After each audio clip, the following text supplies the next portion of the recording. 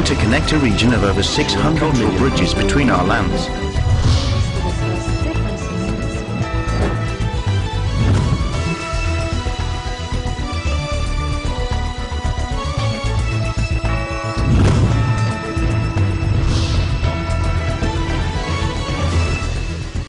Hello, today we're very lucky to have with us former DILG Secretary and Tourism Secretary also under the Ramos administration, Rafael Alunan III, who will talk to us about his views on the current security situation here in the ASEAN region. Good afternoon, sir. Good afternoon, Kaloy. Thank you for inviting. Okay, right now the Philippines is hosting the ASEAN Summits for 2017, and there are 6 thematic priorities identified by our government on its hosting. 2 of them refer to security issues, and I would like to mention them: peace and stability in the region, and maritime security and cooperation. Yes. What can you say about these priorities? Well, before I answer your question, I think the audience must know the difference between Asian and ASEAN. Yes. Because when we talk of Asia, we're talking of not just ASEAN, which is a regional community comprising 10 member countries, states, okay. but all the countries from Russia and the Pacific all the way to Turkey, no? And all of the countries that are bookended by these 2 countries comprise the nations of Asia. Yeah. Now ASEAN has a 10-country membership, namely the Philippines, Brunei, Malaysia, Indonesia, Singapore. Yes. And then you have Myanmar, Thailand, Cambodia, Vietnam, and Laos. Yes, yes. Okay, so that's a total of 10. So remember that, especially the young kids, they don't know the difference between ASEAN and Asian.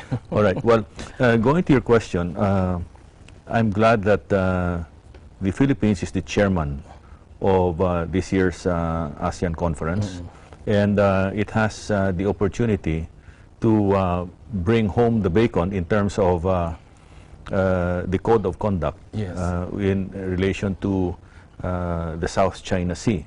This is where peace and stability come in. Another 101 question: what is the code of conduct?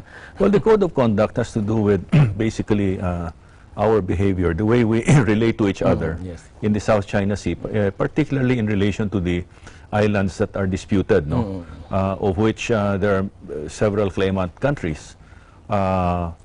Most of them are ASEAN, but there are 2 that are not. That's China and Taiwan. Yes. The ASEAN countries are Vietnam, Malaysia, Indonesia, Brunei, and the Philippines. But the ones with the most, shall we say, contentious issues with respect to the islands are Vietnam, concerning the paracels, and the Philippines concerning the Calayan Island Group. And the Scarborough. And of course, farther north, we have Panacot Island or Bajo de Masinloc, also known as Panatag, but in America, the Americans call it Scarborough. So Scarborough Shoal, which is very, very close to Zambales. No?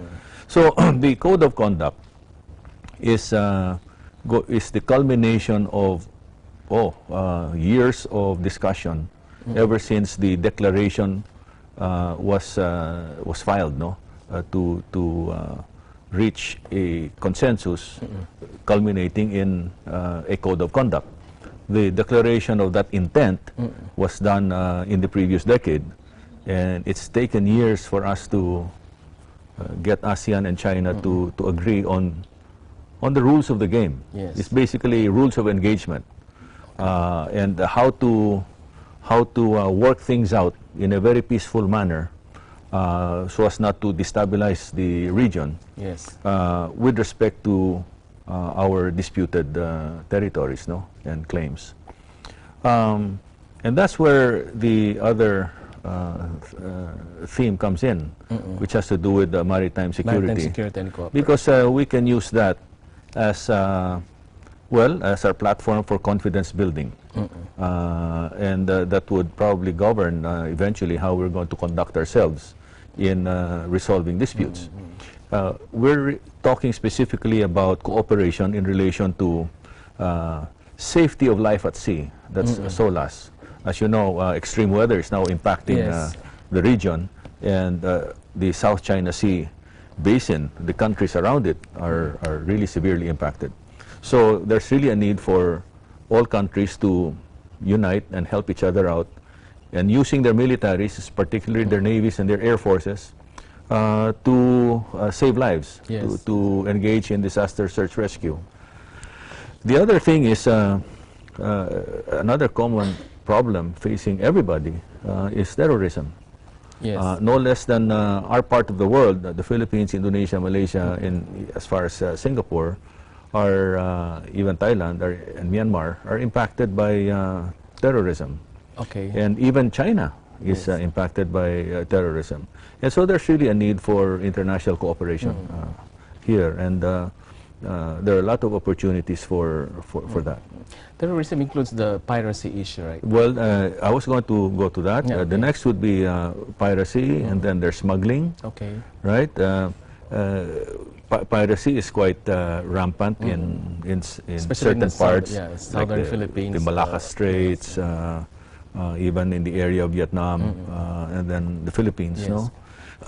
So, and along the the maritime border with Indonesia, Brunei, and in Malaysia. So there's really a need for international cooperation there amongst ASEAN countries. And smuggling. Smuggling is a global problem, and so there's really a need for us to strengthen our capabilities, particularly in the points of ingress and egress, cooperation in customs, immigration, right? Even the Coast Guards, no, to prevent the shipments from reaching port. Or sometimes the shipments are offloaded out there at sea to be picked up by small boats, no. Sometimes I understand even drugs are offloaded at sea. Yes, when we talk of smuggling, we're talking of all kinds, including people. Human smuggling, yes. That's right. So there are great opportunities for ASEAN to cooperate and to breathe life into ASEAN integration. And the Philippines is very well situated to bring home the bacon, because it's now the chairman of the ASEAN community for 2017. And I hope that this will be one of the feathers in the cap of President Duterte. Especially now that we're hosting. So, what is part of your wish list for our hosting this 2017 summits? Well, we're talking of ASEAN economic integration. So there's really a need for us to standardize our laws and regulations so that we can have cohesion and synergy across the board. Standardized across the 10 ASEAN member states? Across the 10 ASEAN member states, because that's what integration is all about. Yeah, but there are challenges, especially for the Philippines. We have these constitutional limitations, especially on foreign investments. So that's the challenge for each country, and that's where the ASEAN Forum comes in. So there they can examine where the gaps are, and without knowing where the gaps are, it's very difficult to come up with the solutions. So that's the first step. Locate the gaps. Come up with the solutions, because the solutions will require legislative and executive action, probably even judicial action. We talked earlier about the code of conduct. Yes. This has been going on for a very long time. What's taking them so long? Well, it's because of suspicions. For example, China does not want a third party to push for let's say, a multilateral approach to this. They'd rather deal with bilateral individual countries on a bilateral basis. Trouble is, ASEAN is a multilateral community, no? So how do we adjust now? But provided that, but to be very clear about it, China does not want the U.S. using ASEAN to contain China, because to them it's a national security issue. They really want just ASEAN and China They don't mind dealing with ASEAN as a whole, provided that there's no third party involved. Okay. That's how they see it. On the other hand, in the case of ASEAN, it's really very difficult for ASEAN to move forward with this principle of 100% consensus. Yes, the ASEAN way. The ASEAN way, that if there's only one that's objecting, yes. they can't arrive at a decision. The pace of ASEAN depends upon the slowest member.